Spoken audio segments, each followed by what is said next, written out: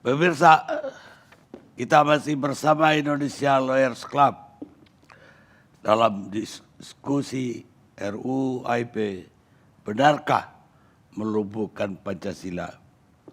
Sekarang giliran pakar hukum tata negara Irman Putra Sidin. Terima kasih Pak Karni. Assalamualaikum warahmatullahi wabarakatuh dan selamat malam buat semua. Saya kira saya juga setuju dengan Habib Abu Bakar bahwa barometer kebutuhan konstitusional Republik ini itu saya tunggu tiap minggunya itu di acara ILC, topiknya itu apa. Jadi kalau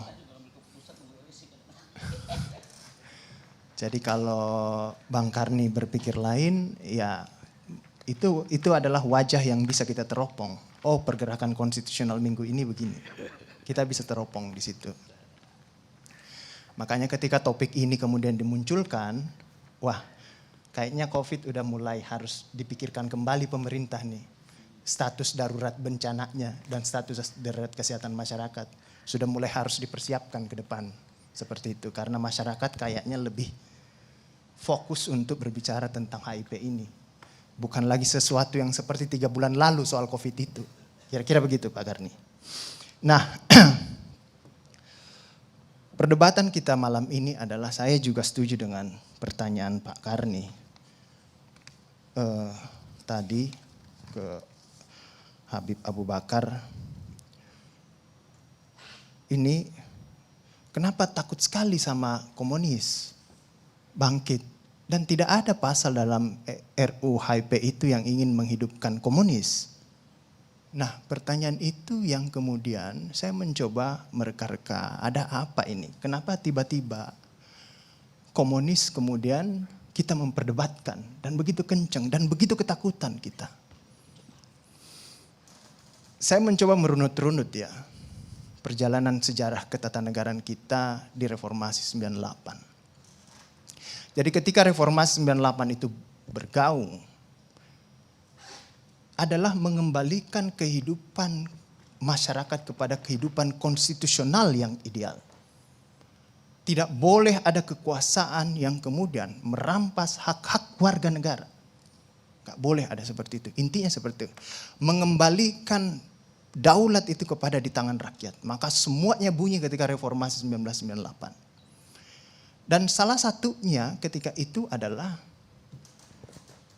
masuknya gelombang hak asasi manusia masuk dalam perubahan konstitusi yang kemudian diresponslah orang-orang yang pernah tertindas di masa Orde Baru karena dianggap terlibat baik langsung atau tidak langsung dengan organisasi terlarang ketika itu. Masih ingat KTP yang ada kodenya itu Pak Karni kan? Itu udah mati ya, haknya orang itu di situ kalau sudah. Padahal mungkin dia hanya pernah diundang mungkin di situ. Atau mungkin tidak pernah sama sekali, tiba-tiba dia kehilangan hak-haknya selama puluhan tahun. Maka kemudian Reformasi 1998 kita ingin udah lupakan semua itu. Ya. Kita lupakan semua itu. Tidak bisa luka-luka lama ini kemudian kita pelihara terus untuk berbangsa dan bernegara. Gak bisa di situ. Maka kemudian teman-teman yang pernah di stigma organisasi terlarang ini menggugat di Mahkamah Konstitusi, Pak. Dia menggugat di Mahkamah Konstitusi tahun 2003. Karena perubahan Undang-Undang Dasar menghadirkan Mahkamah Konstitusi ketika itu untuk mengawal konstitusi. Maka ini adalah ruang. Masuklah teman-teman menguji di Mahkamah Konstitusi. Sebelum dia masuk ke Mahkamah Agung kemudian dilimpahkan ke Mahkamah Konstitusi. Dan Mahkamah Konstitusi ketika itu mengabulkan permohonan yang pernah terlibat dengan organisasi terlarang. Silahkan teman-teman warga negara yang pernah terlibat dengan organisasi terlarang. Karena ketika itu pasal yang digugat adalah larangan bagi warga negara yang pernah terlibat organisasi terlarang, langsung atau tidak langsung, untuk menjadi calon legislatif. Pasal 60G. Saya ingat sekali. Dan ketika putusan itu, inilah putusan yang sangat penting dalam sejarah konstitusi kita. Dan baru pertama dikeluarkan putusan itu. keluar putusan ini, riak-riak tidak banyak ketika itu. Tidak banyak riak-riak ketika itu yang seperti sekarang ini. Bahwa ini tidak ada, ini akan kebangkitan PKI, ini akan kebangkitan. Coba Ustadz Abu Bakar coba buka filenya di tahun 2004. Ustadz Abu Bakar ngomong apa di situ ketika keluar putusan itu, putusan MK itu. Boleh warga negara yang pernah diduga terlibat atau terlibat KTP-nya untuk menjadi calon legislatif. Saya pun ketika itu mengatakan bahwa ini hanya bukan calon legislatif, bisa juga menjadi calon kepala daerah nih. Inilah. Karena negara konstitusi tidak boleh orang didiskriminasi. Tidak ada, riak-riak tidak banyak ketika itu. Tidak banyak. Kenapa bacaan saya riak-riak tidak banyak ketika itu? Karena kehidupan kita adalah kehidupan ketika itu. Tidak ada golongan-golongan tertentu yang pernah luka oleh kelompok ini, itu diusik. Oleh kelompok, ada golongan yang pernah luka, punya luka yang tadi disebut oleh Ustadz Abu Bakar, Ustadz Zaitun.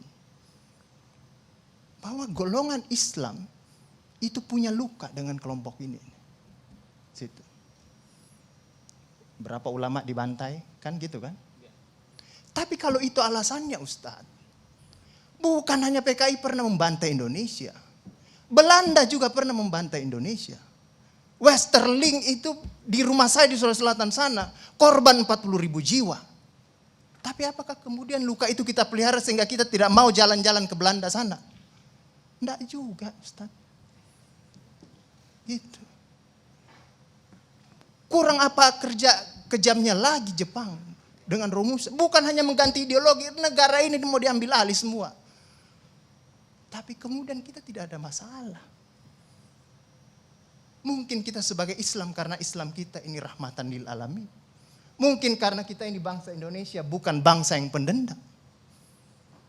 Atau bisa jadi mungkin ketika kita diperhadapkan dengan persoalan ini, kita tidak merasa diperlakukan tidak adil dalam peradaban global. Sehingga bangsa-bangsa yang pernah menindas kita, itu kita tidak ada masalah lah. Kita bisa bersahabat berpegangan tangan lagi.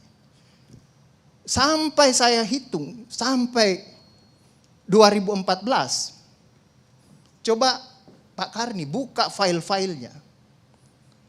ILC itu 2016 ke bawah, pernah tidak ada perdebatan-perdebatan yang Pak Karni angkat, perdebatan ketegangan-ketegangan antara kelompok Islam dan kelompok-kelompok nasionalis.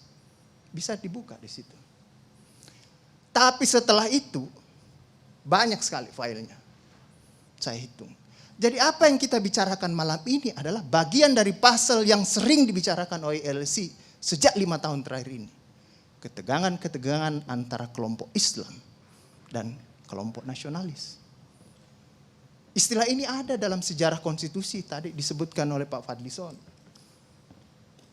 Dalam Piagam Jakarta. Dan ketegangan itu terjadi. Tadi disebutkan Ustadz Zaitun. Ada luka yang golongan Islam sebenarnya udah kering ini barang. Kering ini barang. Tapi kita luka ini sama-sama. Tadinya saya berpikir golongan Islam ini pecah-pecah juga. Tapi baru di isu ini ternyata saya mengambil kesimpulan semua golongan Islam itu bersatu ketika dia berbicara dengan luka lamanya di situ. Tidak ada lagi perbedaan. Jadi saya mulai membagi kelompok Islam ini. Ada kelompok Islam yang nyata-nyata dia menentang mengoposisi pemerintah. Ada yang kelompok Islam yang tidak nyata-nyata menentang, tapi juga akan siap menjadi oposisi. Ada juga kelompok Islam yang seolah-olah tidur bersama pemerintah, tapi sambil membisikkan ke telinganya pemerintah. Kalau kamu mencederai Islam, saya jewer kupingmu di situ. Ada juga begitu. Karena mereka ketika kelompok agama kemudian mulai disingkirkan, maka dia kemudian semuanya bersatu. Makanya ketika saya baca semua maklumat MUI, maklumat NU, maklumat Muhammadiyah, itu nadanya sama. Tapi ada yang saya tertarik dari Mudah-mudahan saya tidak salah dapat berita itu tentang NU ya. Ada NU juga keluarkan kan? Gitu. Mudah-mudahan saya tidak salah baca. Saya lebih sepakat dengan itu. Bahwa kalau kita berbicara HIP ini sebenarnya adalah ini hati-hati. Ini bukan soal membangkitkan komunis. Tetapi mengembalikan tafsir Pancasila itu kepada pemegang kekuasaan pemerintahan. Mau memberikan itu kepada presiden. Makanya ada istilah pemegang kekuasaan pembinaan ideologi Pancasila di situ. Kalau tidak salah ada istilah itu. Kalau saya ditanya, perlu tidak dimasukkan itu TAP MPRS itu dalam HIP ini? Jangan, nggak usah dimasukkan. Karena kalau dimasukkan, akan masuk juga nanti itu saudara-saudara kita itu HTI, Khilafah dan lain sebagainya. Akan dimasukkan juga di situ. Kalau saya ditanya, nggak usah dimasukkan. Tapi lebih baik lagi kalau tidak usah dilanjutkan. Ya, dilanjutkan RUU HIP ini. Nah disinilah kemudian, baru berapa minggu lalu, dalam 5 tahun terakhir ini, kelompok-kelompok Islam seolah menjadi terasing di negerinya sendiri. Itu yang dia rasakan. Berapa ulama yang berjuang mendirikan republik ini. Indonesia 80% penduduknya umat Islam. Tidak pernah meminta 80% hasil sumber daya alam yang dikuasai negara untuk umat Islam. Gak ada yang dia minta. Ada gak dia minta?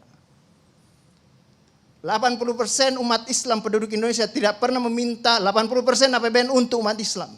Gak ada yang dia minta. Sederhana permintaan umat Islam. Dia mau berdialog sama Tuhannya.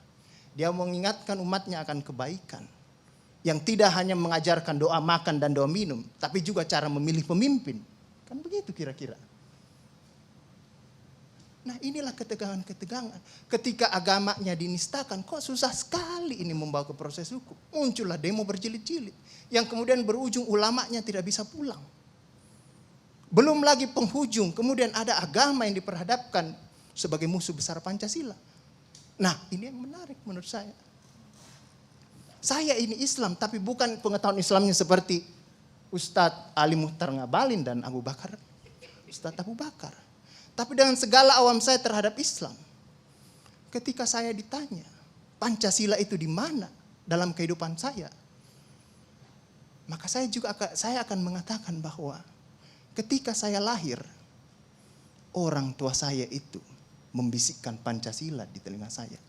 Cuma bahasanya bukan seperti yang tertulis dalam Undang-Undang Dasar itu.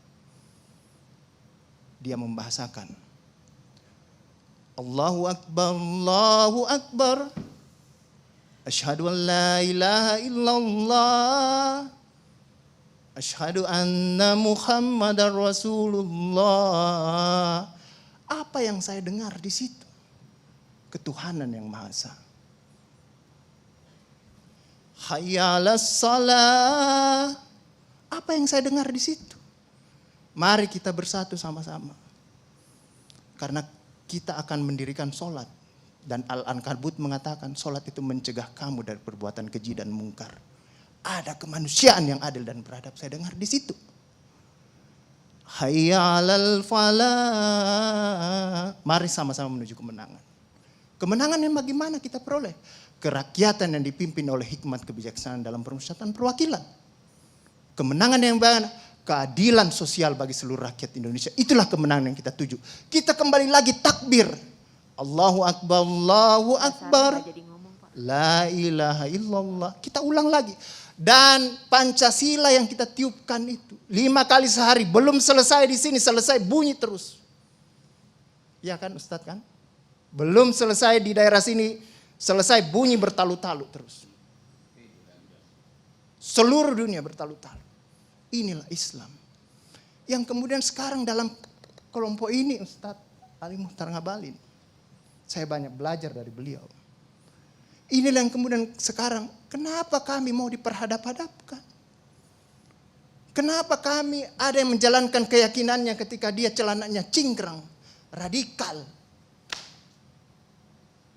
Atau dia pakai cadar. Dulu diperhadap-hadapkan. Saya Indonesia, saya Pancasila. Ada dulu itu, banyak sekali seperti itu. Kenapa kami seperti ini? Sekarang Akhirnya sekarang semua orang disuruh pakai cadar. Seperti itu. Inilah kemudian rentetan yang membuat istilah tadi Ustadz Abu Bakar. Kok paranoid sekali dengan undang-undang HIP ini? Ada luka. Ada luka yang tadinya sudah mulai mengering, dilupakan. Tapi tiba-tiba ini kemudian dikhawatirkan. Jangan sampai Pancasila ini mau dipakai sebagai instrumen untuk membibirkan kelompok Islam dalam republik ini. Apalagi kalau kita baca RUU HIP itu, pemegang kekuasaan pembinaan ideologi Pancasila ada sama presiden. Saya juga baca-baca sekilas tadi. Kok di situ ditulis pendidikan nasional menurut undang-undang ini itu berubah. Tujuan pendidikan nasional oleh Undang-Undang Dasar mengatakan bahwa beriman, bertakwa, berakhlak mulia. Di sini diciptakan pendidikan nasional itu bertujuan untuk menjadi tenaga ahli dan terampil. Ini kan mau dikasih jadi tukang ini bagi kapitalis kalau seperti itu berpikirnya. Nah, inilah yang kemudian yang dirasakan oleh kelompok-kelompok Islam dalam perspektif perjalanan konstitusional kita, bahwa ada yang tidak adil dilakukan oleh kekuasaan. Kelompok Islam selama ini tadi yang saya katakan tidak pernah meminta apa-apa. Paling jauh kelompok-kelompok Islam mungkin dapat honor dari negara. Itu pun tidak dipakai untuk foya. Dikembalikan lagi untuk membantu negara, menghidupkan santri-santri, mencerdaskan kehidupan bangsa, menciptakan manusia-manusia yang beriman, bertakwa dan berakhlak mulia. Yang sebenarnya tugas pemerintah itu. Dikembalikan lagi seperti itu. Itulah yang kemudian mulailah sekarang kelompok Islam sangat hati-hati. Kalau kemudian Pancasila ditiupkan terus, seolah-olah ini mau dijadikan instrumen untuk memarjinalkan Pancasila. Siapa kekuasaan itu pertanyaannya? Saya juga tidak tahu. Tetapi kita akan bisa menemukan jawabannya itu Pak Fadli, Pak Ali Muhtar.